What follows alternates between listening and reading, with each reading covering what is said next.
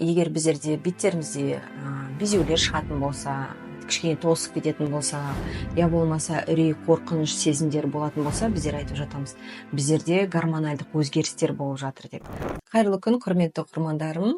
Бүгін біздер денсаулық аптасына байланысты гормональдық өзгерістерді қозғағым келіп отыр. Бірақ шынымен солай ма? Немесе оның бәрі де миф па? Соны кішкене 2-3 сөз бойы айтып кеткім келіп отыр.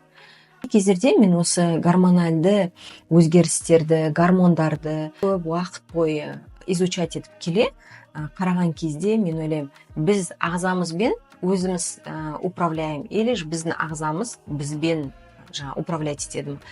Сұрақ туындаған кезінде біздерде гормональдық өзгеріс ол өзімен өзі бола қалмайтын жағдай.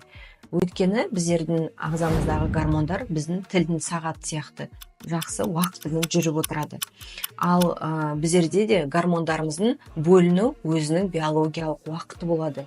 Бірақ сыртқы факторларға байланысты, мысалға үрей, қорқыныш сезімі, немесе бір стресс факторлар, диетаға отыру, я болмаса біреу жаңағы переезд, бір қаладан басқа қалаға көшуі, немесе определенный уақыт, мысалға босанғаннан кейін, босанғанға дейін, я болмаса тұрмысқа шығу, я болмаса климакстық уақыт, период, сол периодтарда гормональдық өзгерістер, немесе гормональдық периодтың кішкене бір гормонның төмендеу, бір гормонның жоғарылауы болуы мүмкін.